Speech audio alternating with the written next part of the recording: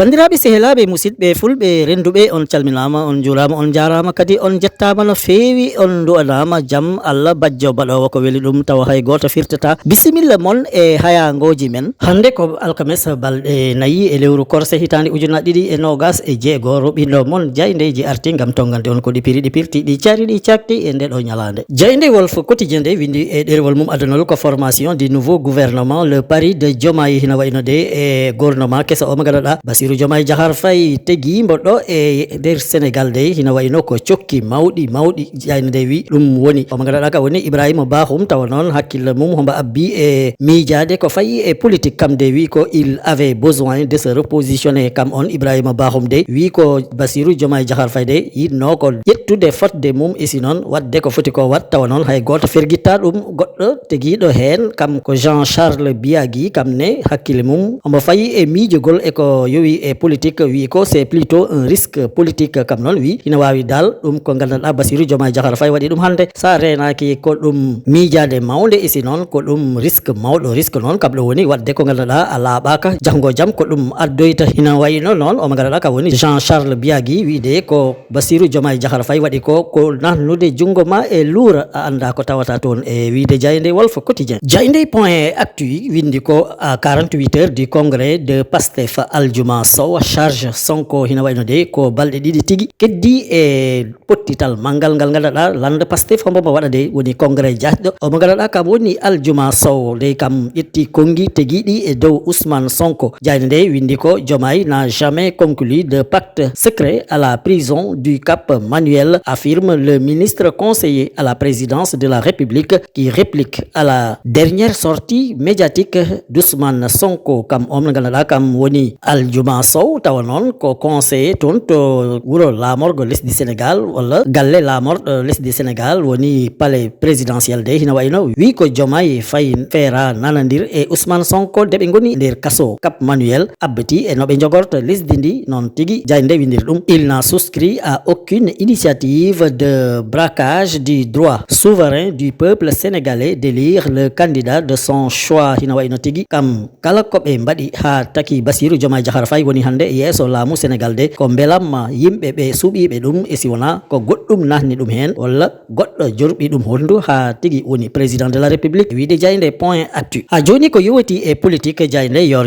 windi ko Pape Gueye JPS France sans détour aucun gouvernement ne peut durablement diriger sans 130 députés hina wayno de omo ganduɗa ka woni Pape Gueye tawa homo jilla e goomu biyeteɗo jeunesse patriotique du Sénégal tawa noon omo jooɗi toon to France de kam ne yekkati konngol abbani e ko fayi e politique e nder Sénégal wi ko hay gouvernement goto wawa ɗo won omo liggo tawa noon mbo waddani mbo laydani e mbo horsinani ɓe ganduɗa kamen goni fiiliɓe leppi suudu sarɗiji tawa noon heɓe tolni e temedere e capanɗe tato noon tigui jayde yor wiri ɗum e nder ɗerewol mum adanol jayde yor ɓesdi hen au lendemain de la conférence de presse d'Ousmane Sonko les divergences au sommet de l'État apparaissent au grand jour hina wayno de Ousmane Sonko fottite e ɓe ganduɗa kamen goni jayde yankoɓe de yaltini kongi hina wayno ɗum ɓesdi addu ñaaɗo isi noon guiye e dow bolol hakkude laamu e wonɓe e suudu sarɗiji jayde ɓesdi hen pour Pape Gueye coordonnateur du GPS France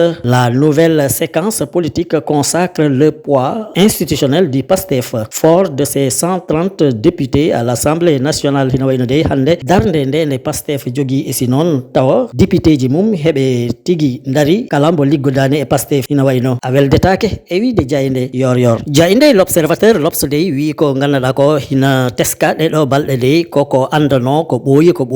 hina wayno ɗum arti saabu jayde windi ko resurgence des délestages retour inquiétant d'un cauchemar national hina wayno de e koyɗol niɓɓugol paynigol kulɓanigol ngol gandunoɗen de woni ndoyam ɗam ganduɗa haɗam yaha haɗam arta woni coupure électricité de ɗum kam ɗum teskama e ɗeɗo balɗe e wiide jayde. Alors qu'on croyait le démon des délestages définitivement exorcisé, les coupures de courant ont surgi, semant l'inquiétude dans les foyers et réveillant un traumatisme collectif hina wayno de ɓiɓɓe Sénégal kam ɓe jekkanino ko yowati e ndoyam jahatɗam haɗam arta woni électricité kuppatɗo ɗum kam ɗum yejjitama ɗum jellama ɗum yawtama isi noon ina wayno de ɗum fuɗɗatima e nder Sénégal ha taki kala gonɗo hande joguiɗo galle esi liggotoɗo kamen foof de ko fayre mawde ɗum addani ɗumen e wiide jayde observateur ops jayde le parlement kam arti ko e duuɓi temedere ɗi ganduɗa Abdoulaye Wade wuriɗi e dow aduna kam gondoɗo ɗo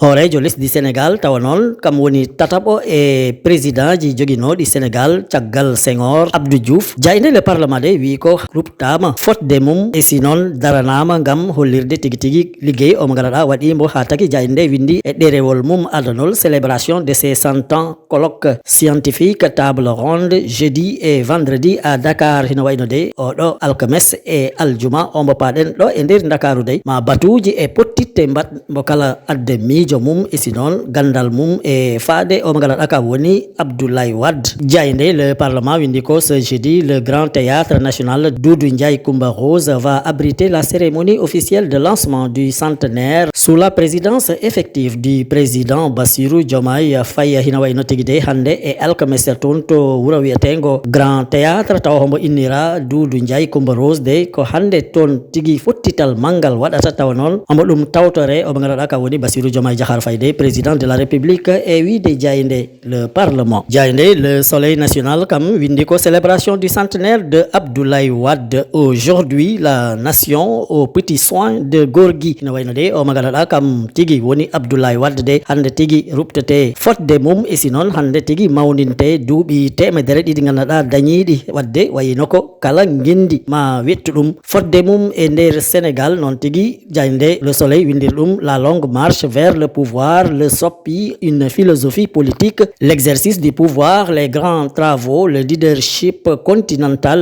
l'héritage 8 pages spéciales consacrées au fondateur du PDS jayde le soleil wi ko omo ganduɗa de kam tigui ñippi lande politique biyeteɗo PDS dey woni maître Abdoulaye Wade kam tigui yaltinno dande wiyetede soppi ɗum noon wayino ko gandal mangal wonɗo e fayi e politique e si noon kam o gonɗoɗo hoorejo lesdi Sénégal de waɗi liggeyaji mantiniɗi ko wayi e tali école aji e ko wayi noon tawa noon hombo heptina e nder Afrique e si noon e nder aduna he e wiide jayde le soleil jayde l'éveil wi ko candidat au secrétariat général de l'ONU Macky Sall reçu par Emmanuel Macron kam omo ganduɗa de hombo folɗodire joɗorgal si welima mbiya jappere nde ganduɗa de ko goomu gendiji aduna Macky Sall de kam bismama toon to lamorgo lesdi France woni Paris tawa noon ko Emmanuel Macron keyniɗo lesdi Sénégal kam tigui jaɓɓi ɗum toon to France e wiide jayde l'éveil ina wayno ɗum noon ma ɗum ɓesdu omo ganduɗa kam woni Macky Sall doole ha taka tigui wawa suus gam foɗodirede nden ɗon jappere woni goomu gendiji aduna e wiide jayde l'éveil gasnirten ko coftal ɓalli saabu jayde le record wi ko amical France Côte d'Ivoire à 19h10 un match repère pour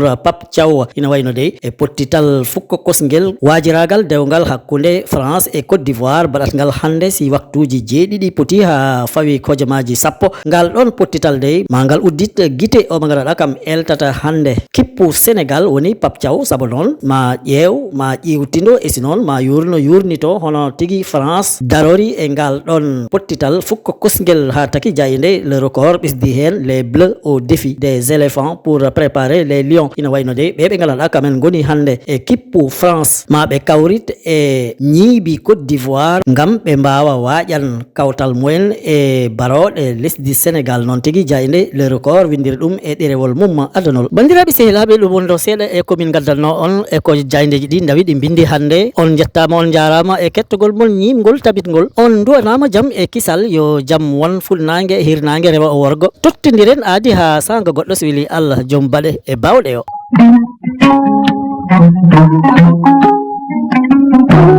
Thank you.